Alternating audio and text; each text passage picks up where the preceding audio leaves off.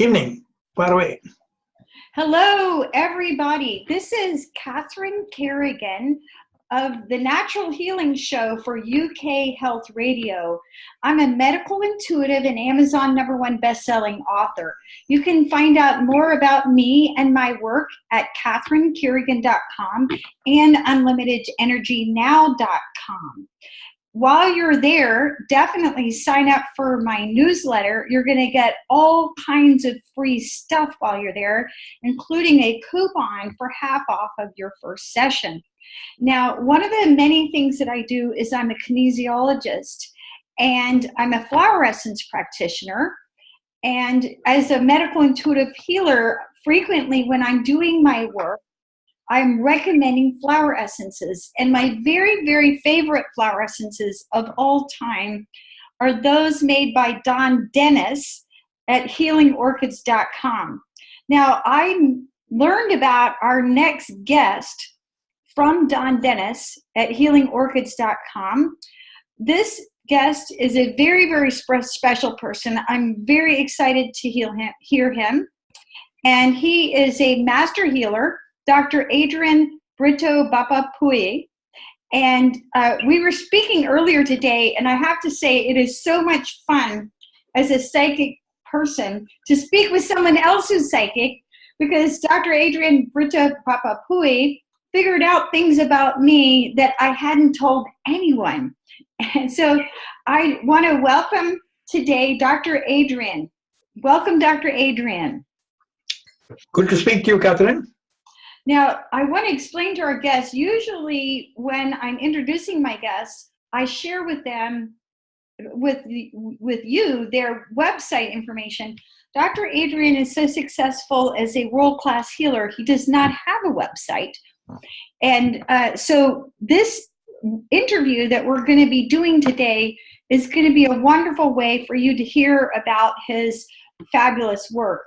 Now, Dr. Adrian originally qualified as a veterinarian, and then as a pathologist, and then as a homeopath, and finally as a kinesiologist. He was drawn into the creation of the orchid essences in collaboration with Don Dennis at healingorchids.com. If you haven't checked them out, definitely check out healingorchids.com, as they have a method of communicating with Dr. Adrian, which makes their power unique and their clinical story equally exciting. Now, Dr. Adrian is a very humble individual, despite being a world-class healer, and he is the creator or inventor of a system of healing called TEK, and which we're going to learn about today. And his TEK protocol is something that's practiced by alternative practitioners all over the world. And he's teaching an advanced course in the use of TEK in England in April 2018 for 7 days. My check is in the mail already. So, Dr. Adrian, what is TEK? TEK was a system of combining different techniques in kinesiology. Kinesiology has areas of weakness, which is what I was trying to look at, to find a simplified method by which kinesiological principles could be used by any person with a modicum of intelligence and a reasonable physical skill set. I'm afraid that as the years have gone on, I found that that original premise wasn't good enough. But basically, it still is a means of first diagnosing what is wrong with the client that you are meeting, either face-to-face or on the couch, which is preferable.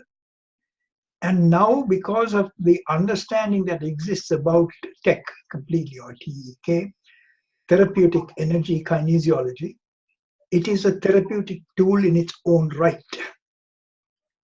That's wonderful. And how long ago was it that you developed therapeutic energy kinesiology? 30 years ago. So it's a long gestation period. It was originally designed by me because of the fact, I was allowed to bring it into fruition is the better way of saying it. It's not that I designed it as a means of trying to validate and make homeopathic prescribing much more accurate. The problem that I face and a lot of homeopaths face is that you repertorize things till the cows come home and you still end up with the wrong prescription. I had to find a method, if it is all possible, to make sure that any prescription given to a patient is as accurate as possible, so that we wouldn't have what I call the usual homeopathic explanation as to why things didn't work. Oh, it was the choice of the wrong remedy, maybe. Oh, it was because you blocked it. Oh, it was because you took an antidote. Oh, it was because you did something else. And any excuse other than the fact that you didn't do it correctly.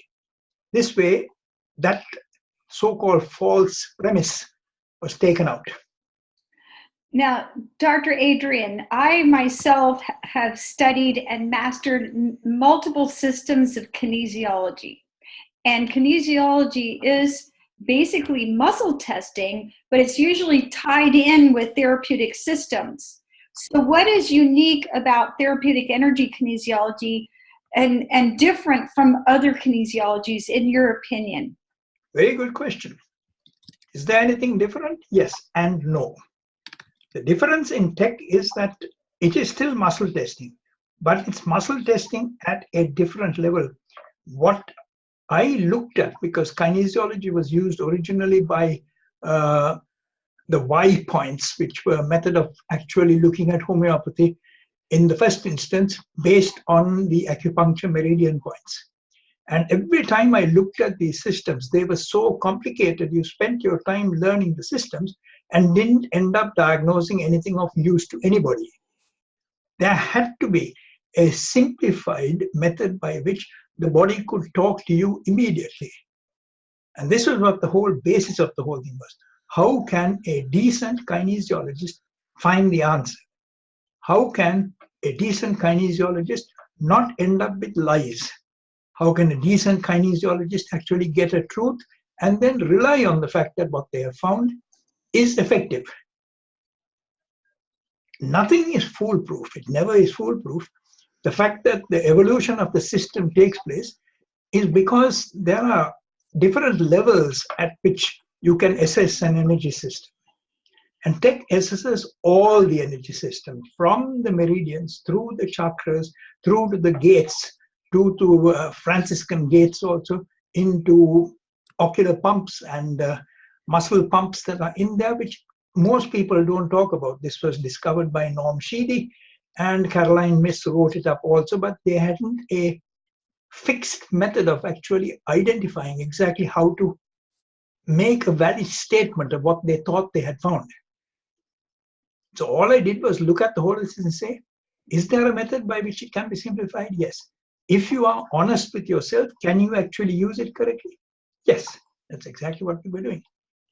That's fabulous. Now, Dr. Adrian, so we're talking about using kinesiology and natural healing, which is what we talk about here at the Natural Healing Show for UK Health Radio, to bring people into balance. So I have an important question for you, and that is, in Western culture, right? Because you're in the UK and I'm here in the US, and we're going to have listeners literally all over the world. But in Western culture, what do you see as being the most common primary energy imbalances? So, yeah, good question. I like these questions because effectively you're putting me in the spot of asking myself exactly why I actually did this in the first instance. The energy imbalance that exists is because we concentrate so much on palliation of symptoms and never curing the source. Conventional medicine, which is in both in America and the UK, is based on what is called the research methodology, on a protocol that is designed for individual disease groups, so that you have a protocol of drugs which you administer to any person, and you work under the principle that maybe 70%, 80% of the people might get better. Why do we say that? Because of the fact that effectively what conventional medicine does, unless it is a surgical intervention or something serious, is buy time, because the body naturally heals. So they block you with various things to shut your mind from taking control over the symptomatology. And then that's it. So where is the major imbalance? The imbalance is in the source, in the soul, in the connection between the soul. Most of the work that I do, I don't know, if people don't believe in the soul, they can call it prana, they can call it all sorts of things they like. But there is a congruity between the soul and the ego. And what most people in the Western world operate on is their ego. They have no communication with their soul. And looking at the thing, and if you look at that basic book that was written years ago by Don and me about the orchids, there's a simple chapter in there about what are the primary sources of the healing centers. And there are 4 effective healing centers. Simplified, there's the first chakra, the fourth chakra, the spiritual chamber of the heart, and the Babapulle point. If they are not connected, you can write bye-bye to anybody getting well. They have to be put in balance. Okay, so again, those primary areas that need to be put into balance are the first 7th chakra, fourth 4th chakra, spiritual chamber of the heart, which is at the level of the last rib on the left-hand side, and the Babapulle point, which is the high ascension point. Yes. Now, for our listeners who may not be familiar with these energy points, can you explain to our listeners, first of all, what is your first chakra? The first chakra is the root of family chakra. They call it Muladhara. It's the end, the point at which your furnace of your life is there. The first chakra is about family, tribe, relationships. Everything else that leaves the historical residue is in the first chakra. It is also the primary center by which everything else gets activated. It's a source activation. So that if your first chakra is not functioning, nothing else actions. So anything that comes even as what is called a spiritual download or goes through from the head through the 4th chakra into the first has to get processed in the first chakra, come back up to the 4th to be activated.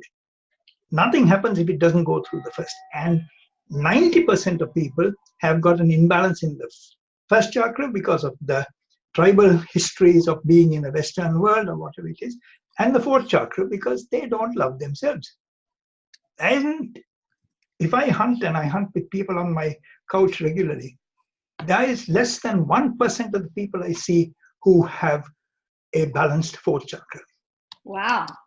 It is imbalanced to the point that they actually overload themselves. You can see it physically as a physical manifestation when the 4th chakra goes down. You balance it back up and suddenly you can see the whole energy flowing through the whole chakra system. And that is the first thing that I get my pupils to look at. You can't get that balance? Look deeper, find what's wrong with that before you go anywhere else. Now, I want to point out for our listeners and viewers that you can learn how to balance your own chakras in several of my books.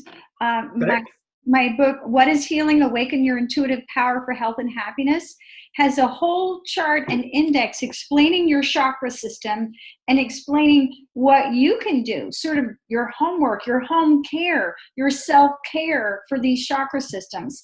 So does my latest book, The Difference Between Pain and Suffering, because when your chakra systems are out of balance, that can be a primary cause of pain. So many people think about taking care of themselves as eating well and exercising well and sleeping well. Another layer of self-care is actually caring for your energy body. This is why we practice yoga, tai chi, and Qigong. So our 4th chakra, of course, is our heart chakra. Can you tell everyone a little bit more about what is the spiritual chamber of their heart and the Babapulle point? Right. The spiritual chamber of the heart was something that it was revealed to me while I was working on. It's in the ancient texts on Chinese medicine also, but nobody ever actually gave it a name. It's something that was also manifested to me in what I call the dream state. So in a way, it's at the point of the spiritual chamber of the heart is where the soul is supposed to physically reside. When it comes in, distributes itself through the hara, gets to it, and then sticks around there, from which it then activates everything else. The Babapulle point is a lotus of 1,000 petals, which is found directly above the crown and posterior to the 7th chakra. But the point about that is a simplification. That was why it was called the lotus of 1,000 petals, because around the ring of the 7th chakra and around the crown are another ring of points, which are the continuation points of all the meridians. They come up through and reach this point, but they have what is called in the old Indian and Sanskrit texts, it's called a sulli. The point of null energy is the null point in the body. And that's the one that connects straight through to the 27th chakra and above. And if that is blocked and not connected through to the causal body, which is inside the body, lying against the spinal cord on which the chakras lie, you don't get the connection. So if these four are not connected by some means, nothing happens. This is very useful information. Now, many of our listeners may be practicing yoga, Tai Chi, and Qigong. I teach yoga and Qigong, very important practices. And these energy systems, we talk about mind-body connection. So when people's first and fourth chakra and their spiritual chamber of the heart and the Babapulle point are out of balance, what sort of symptoms could people expect to experience? What would they notice in their life? Right. Just only a slight addition there. It's not that important about the first chakra. It's the furnace, which is dead. The most important points are the fourth, seventh spiritual chamber and Babapulle point. So they're all located in the upper center along the area where there's a series of gates or receptor points which are not the same as the meridian points. And that has to be very precisely understood. Tai Chi, Qigong, and yoga all activate these systems, but they don't actually give what is called a clinical understanding of what the gate system is. Because very few people took the trouble to translate the information that was available in yoga and in Qigong and all into the scientific language of gates. And the gates were discovered by people who were doing advanced meditation on martial arts techniques to control pain. That was the first time they looked at it. And the gates became a very efficient method of actually, if you were at the advanced level of the martial arts, you were capable of actually destroying people by just touching the gates. So anything that could kill could then cure. So in the teaching that you all do, and any people who have any decent understanding of Tai Chi and Qigong and all that, will be able to see for themselves when the system is out of balance. If the fourth chakra is not in balance, you get what is called an emotional overload. People drop forward because they're reaching out from the fourth chakra. The reason why the fourth chakra is so important in relation to the seventh, it forms the first part of the cruciform index. The fourth chakra is the one with the longest arms. All the other chakras go down in what is called a step-wise form to form virtually like a trapezoid or rhomboid shape. The first chakra going towards the ground and the seventh going up towards the top. But that arm, which is why we bring our hands together in front of ourselves when we are doing a lot of the Qigong thing, to encompass the energy that's coming from the heart chakra. So the first thing that people notice is either difficulty in breathing, which is related to the heart chakra itself, unable to express love, or an over-dependency on the need to be loved. They want to be loved. They hunt for love completely without being able to say that to get that, you have to be able to give. And so because the seventh and first form the vertical arm of the cross, the fourth chakra forms the horizontal arm of the cross, which is why, irrespective of Christian mythology behind it, we are all born with an imprinted cross. Oh, that's a beautiful visualization.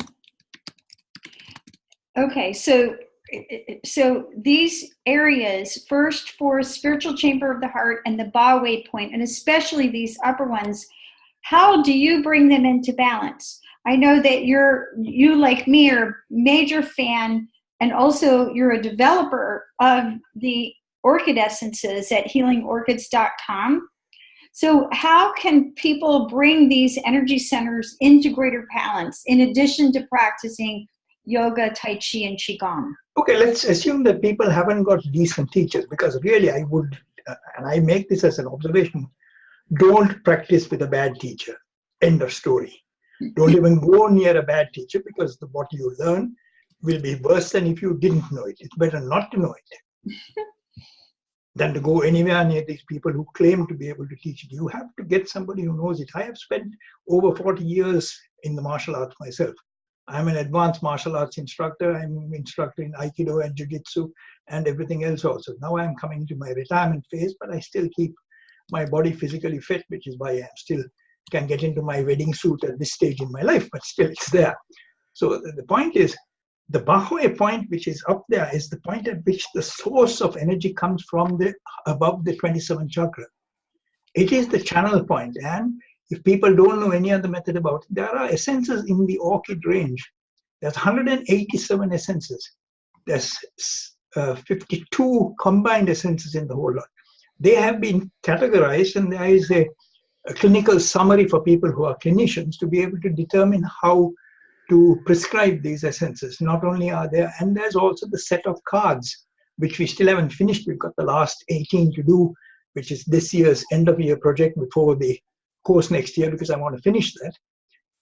And they can, by using kinesiology or by dowsing or by meditation, just look at the pictures of the card. We did the cards at a 600 dpi so that they could resonate at what is called a resonant vibration, which people could just pick up with their palmar chakras or keep it on the navel, which is the central computer, and it will tell them whether they can or cannot, whether they can be used or not used. It is a simple method of doing it. And there are simple kinesiological tests, but I don't like teaching them unnecessarily just as a verbal method of doing it, because people can misuse it. And then they'll say, we're not getting the correct results. Bad knowledge is as bad as no knowledge. So it's better not to have the knowledge about doing kinesiological tests, which are not accurate enough, if you haven't been taught how to do it. Now, will you share with our listeners the name of your book about the orchid essences? And I know that I use it in my healing practice almost every day. And this is a very useful book if you're a practitioner, or if you want to just learn more about your chakra system or how to bring yourself into balance, because it has charts that show how each of the orchid essences balance your acupuncture system, and how each of the orchid essences balance specific chakras or energy centers in your body.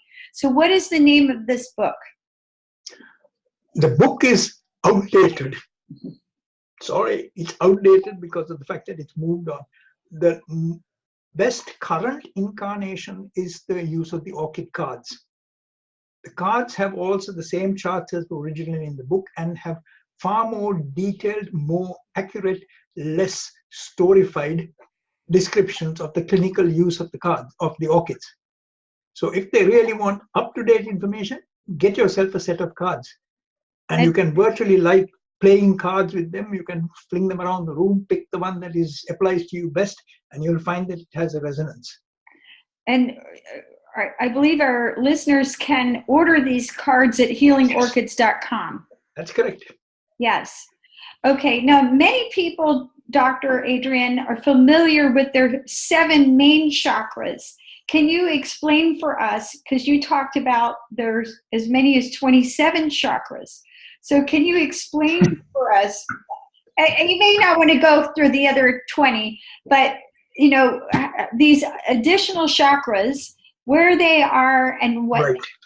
Up to 2000 and, well, when it turned the year 2000, and then by 2005, the 8th and 9th chakra, which were the orb of consciousness and the chakra above it, were extracorporeal, which means they stayed outside the body. As of 2013, which is when we first identified that the 8th and 9th chakras are now in the head, which is in physical and spiritual sense a headache in more ways than one. So originally we had 7 chakras. Then we have 7 chakras which are reflected in the earth, which are in reverse order going down into the earth, and we have 7 chakras above. So you have 7, you have 14, and you have 21. Then the 14th chakra, when it's up there, which is the higher point of the first set of chakras, is called the gate to the spiritual dimension. And it is the one at which, if you don't have either protected essences or protection in your own way, the darker forces or the negative forces from the universe can creep in.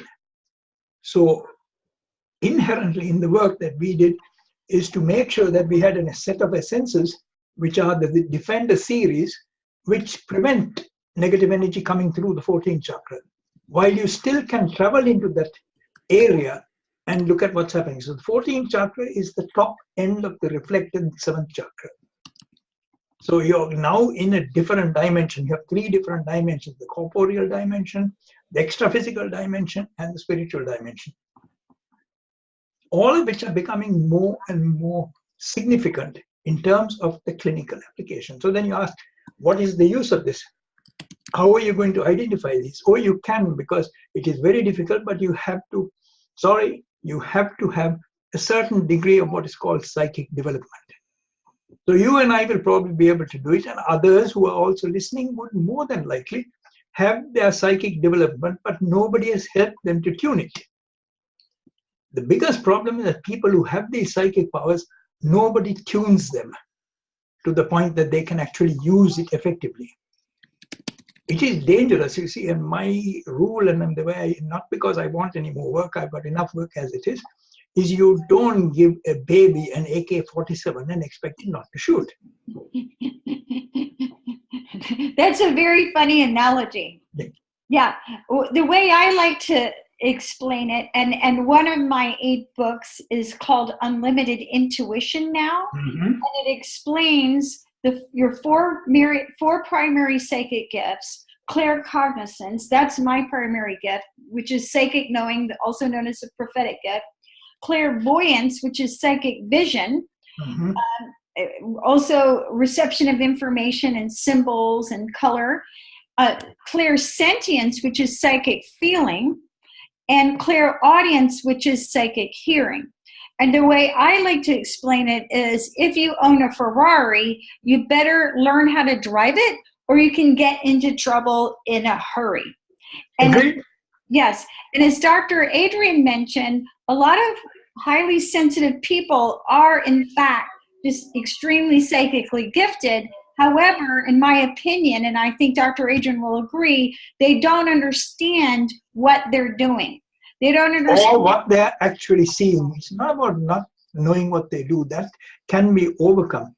It is the fact of the matter is that each psychic and the developmental areas of bits that you mentioned about sentience and tactile sensation and the clairaudience and everything else is to be able to discriminate positively and accurately that this is exactly what you're getting, not randomly reading things and being in cuckoo land. I have, this is my pet bent on this one. I have a problem with what are called bad practitioners who claim to be able to do things and can't. I have gone to some people who have been claimed to be on the top. Maybe I am just a difficult case anyway, but I just see things immediately that this is not even going to work anywhere, wherever they did it. And so why waste my time? Because I have the same problem at the moment here, and this is becoming a major problem with my clients, is people who have inappropriate Reiki healing sessions by people who claim to be Reiki masters 2 and 3 and on. And I get them with screwed up energy systems before they even land on my couch. And the first thing I do is tell them, you better say bye-bye to that person, say, nice, you paid your bill and that's it, finished. I stop the Reiki, shift the whole system, bring it back to normal. And I don't allow them to use Reiki until they can actually bring me a certificate from somebody who's a registered, definitely guaranteed Reiki Master 3 and say, okay, go and try a session. But basically, they shouldn't need it. Yeah. And a couple of observations, Dr. Adrian. In my book, Unlimited Intuition Now, I talk about, I will call them the upside and the downside of the gifts. So, for example, if you're high in clairsentience, one of the things that you have to learn is discernment between what is your energy and what is your feeling and what is something else. What is somebody else's feeling, what the energy is in the environment. So a very good word to use with your psychic abilities is discernment, right? I would add an additional word in. I have 2 which are most important. The first one is discrimination. The second is discernment. You need discrimination completely, not only discernment. And if you don't use the two together, you're not getting the maximum you can out of it. You have to learn to discriminate immediately. Once you have discerned, yeah, discriminate. Is this correct or not? Is it coming through correctly? And effectively, the energy system will say, no, you're fooling around with it. This is not correct.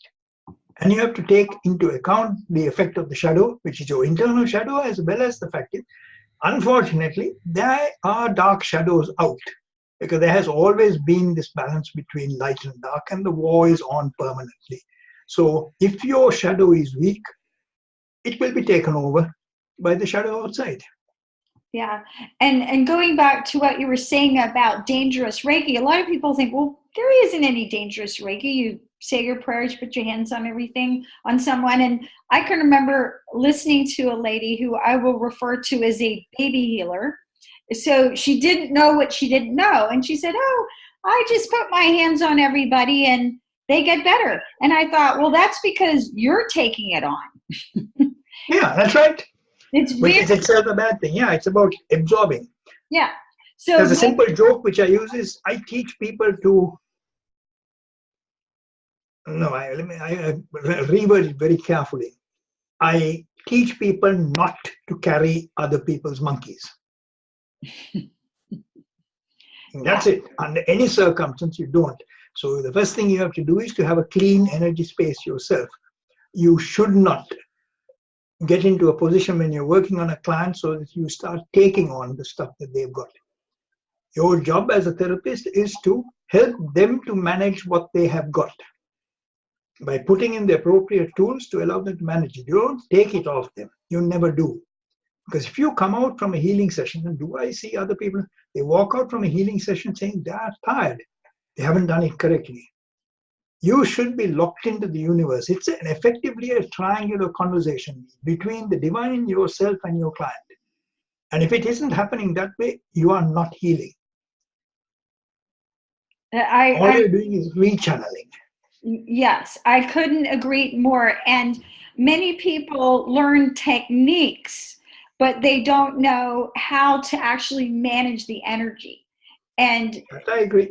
Yeah. So and many people are, again, we'll call them, and I say this compassionately because we all have to start somewhere, but many baby healers are just energetic sponges, and they're unconsciously codependent and unconsciously taking on people's stuff. And if you do that as a healer, you will get so sick, it's ridiculous. Now, Dr. Adrian, you talked about the shadow. And again, we're talking about, you and I mostly deal with people living in the Western world. What do you feel is the best way for us to manage, cope, balance our shadow side? Okay, that is a complex question, because effectively it's a complete a book on its own. Most of the work is in the TEK protocol because it's done enough there. But let me try and simplify it up to a point. You have an internal shadow which is manifested as the ego. That's how it manifests first. It is an essential part of our life existence and life story, because of the fact that without the shadow, there will be no ego and there will be no progress. It is to understand the point at which the ego becomes self-centered is when the internal shadow, which is the one that we've got, comes out of balance. Then it effectively tracks down through the receptor points that are meant for the shadow into the first chakra. That's when it causes the problem. So when the shadow manifests itself, it manifests itself as ego-driven. And the easiest method of asking yourself is this good for me? Is this good for the person I'm doing it? If it isn't, it is shadow-driven. End of story. Not good for me, not good for the person who's being done. You don't even have to go fiddling around with it to try and find a method of going around it. You learn how to be in the correct meditative state so that the shadow is calmed down. We cannot get rid of the shadow. With the orchids, I have worked out a system by which the shadow is kept in balance so that it is integrated into ourselves. You can't do without the shadow because it contains our history, our biology, our DNA, everything else is in the shadow. But unfortunately, the shadow lies. shadow never tells the truth. So you have to learn to discern and discriminate as to exactly what the shadow is saying. And if you just use the principle, is it good for me? Is it good for the person I'm doing it for? The answer to any of those is no. Don't do it. Stay away from it. If you really want to get it, then there's a glorious series of essences in the orchids, the Shadow series, the Silver Ghost series, the Defender series, all of which have been designed to prevent the shadow from taking over, both from out and within. So it's available. There are tools that are in the Orchid series. In this, the Orchid series, yes. Yeah. And as an aside, because I'm talking about orchids and everything else, the thing that most people got to understand is there are a lot of placebo essences around. And I won't mention names at all, but there are some essence ranges which I will not touch. Because basically, they either have the maker, within inverted commas, floating through the bottle, and I really have no interest in having the maker floating through the bottle and trying to influence what I'm doing.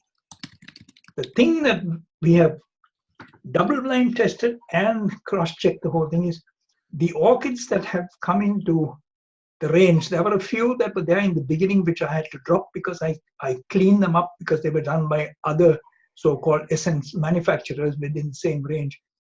But the orchids here, the entire new range that's up to there, is entirely free of the maker, which I happen to be partly involved with that. The essences are only the orchids or the gems or the minerals that are in there. That's it. And they represent exactly what they're supposed to do. They have a hierarchical sequence. There's a thing which I call the orchid pyramid. At the higher part of the pyramid is where there's a set of trios, and then there's another set of orchids underneath it, and they work by hierarchy. So you don't suddenly take somebody who has never been exposed to orchids and shove them right at the top. It's going to do nothing. You have to build the base. You have to clear the rubbish. So they work through the essences, either by doing it themselves and determining which ones they need, and then going up to the higher ones in the higher ranges, which then take them on the rest of their spiritual journey. Now, Dr. Adrian, anyone who's been to my website, KatherineKerrigan.com, knows that I love orchids, and my healing studio is full of orchids. And I remember one of the things when I went to Scotland, the Isle of Gia, to visit Don Dennis, the creator of the healingorchids.com. I remember before we went in the greenhouse, he said, it's going to be really hot and it's going to be really humid. And I walked in his greenhouse and I thought, this is just like my studio in Atlanta. Yep. So, Dr. Adrian, do you grow orchids? No, because I did, because there were only 3 that I had to bring into being, and so I was forced to get it. I have an unfortunate facility that the orchids talk to me. And that's the reason why I have this facility to be able to create them. I know their language. I know exactly what the voice is. I know what they're supposed to do before they even come into being. The essence is already being created before I even get my hands on it. And it was only 3 of them that I had to actually bring in at different times, which are some of the strongest one, like Love's Secret, was done between me and the Japanese lady who was an extremely spiritual lady. Was the first one where there were 2 human participants in the formation of an essence. In all the others, the other ones that I came also in Solus, it was only me, or now with my instructions, Don does them under the way I ask him to do it. And really, we are intending to write a book on what not to do in making orchid essences, because the amount of brandy he has put down the sink because he made a mistake. If you make a mistake, I don't allow him to release a duff essence. If I don't like what I see and I know that it's not going to do it, it's better to throw it than to do anything else. But any of the essences that is there, they voice the thing. And there's a method by which it actually generates, that's a whole paper itself or a separate book, on the torus of the orchid itself and the torus in the human body and the resonance between the 2 tori and the resonance in the 4th chakra, and the 4th chakra is torus, and which is, you can go into all sorts of stuff about why people claim that when there's a heart transplant, the memory from the previous person is still in the heart. That's partly because the torus itself is still active on the person who died. So that's carrying the memory language from different things. And orchids do the same thing. They have a memory language. Now, Dr. Adrian, would you refer to yourself as a co-creator of the orchid essences? I think that's about safe word to use. Co-creator, yes. Yeah. Now, there's another healer named Michelle Wright, creator of the Pearlandra essences. Yes. And she talks about how the plants speak to her also. And she's got a number of rose garden essences and vegetable essences and so on. So how do the orchids actually speak to you? This lady I know about also, but the other person whose work I like a lot is Judy Griffin, the co-creator also, there is what I would call it, of the Petit Fleur essences.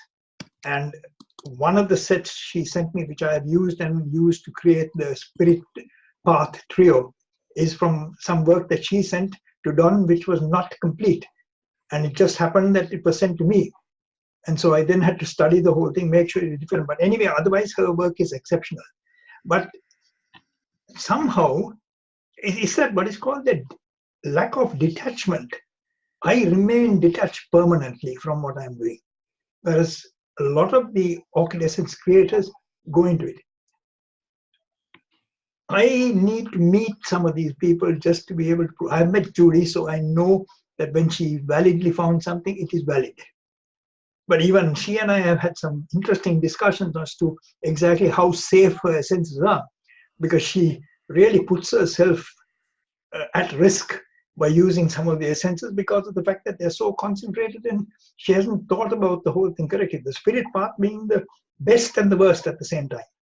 So there are essences which I would not recommend people. How do the orchids talk to me? That I have yet to find out. Because all I know is I know that when an orchid comes, Don will send me a photograph and I'll tell him, no, you're wasting your time. It's got nothing, no voice, no nothing at all. It was something that Peter Tad, who was a psychic, said, Adrian, you were born with a gift. I don't think I was born with a gift. I created the gift by banging my head with a chimney. So that's another story entirely. But from that point, my life has never been the same. I just know when an orchid is voicing itself. Now, and it's like you when you were doing the revelation one, which is quite a good one, but it was a very good learning curve for you because it showed you a lot more that you need to know about it. My only caution for you is you have too many orchids in your orchid thingy place, and they can't talk because some of them don't like being close to each other. That's like human beings. They just don't like being with each other. So if you really want them to actually talk to you, you have to kind of isolate them a little bit. Okay. Yeah, you make me laugh, because telling me that I have too many orchids is like telling me I have too many shoes. Yeah. Such is life. So I decided after that I would not have, unless an orchid actually called me because I saw something and that I needed to do it, I wouldn't bring any orchids into my house at all. I have some of the orchids that I had, I've given my next door neighbor. She looks after them and they're fine. But they don't talk because they're quiet at the moment.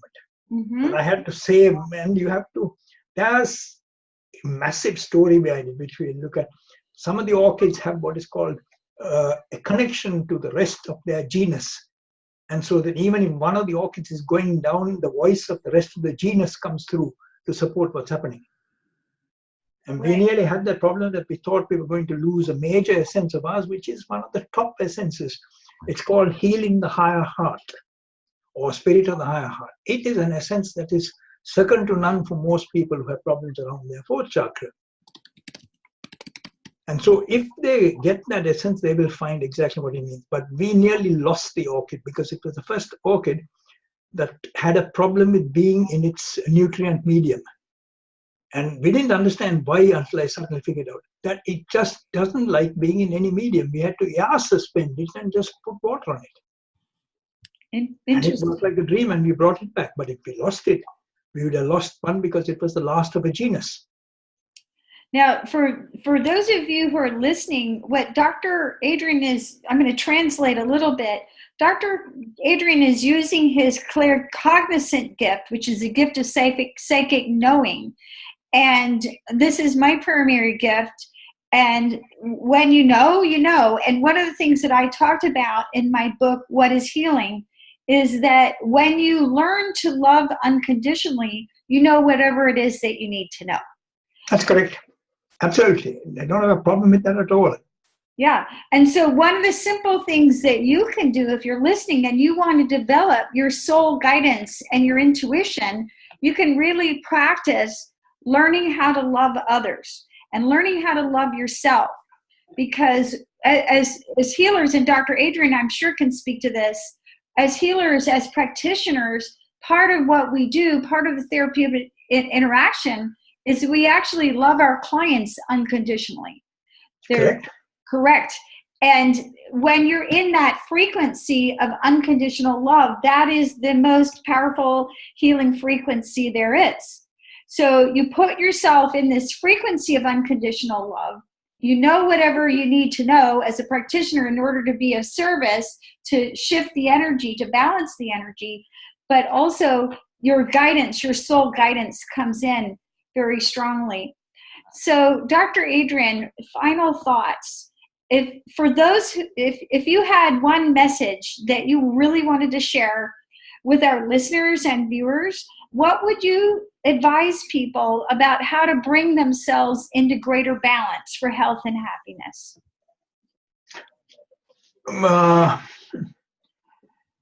It's part of the work that I had to do. I'm not trying to sell anything. That's really one of the reasons why I didn't have a website and I don't sell anything other than distribute things that I needed clinically. I designed, along with a musician who was completely a genius, music of the chakras, which go from the 1st to the 9th chakra. And that was after the 8th and 9th came into the system. They are designed as musical tools so that it actually brings the whole of the chakras into balance. But there are other methods of doing it also. There's a lot of rubbish available from Amazon and everything else. My famous question, suck it and see. It may work, and may or may not cause any problems, but I can't guarantee anything at all. I wouldn't use them at all under any circumstance. Read, as I'm talking for me, read Catherine's book and try and implement some of the things that are being said in there to get yourself into the state of balance. Use the essences from the Orchid series, of which we have a complete set now that covers the 7 chakras. Different to the ones that have been created by other people, like World Essences and everything else. These are exceptionally powerful. They also cover the meridian systems completely.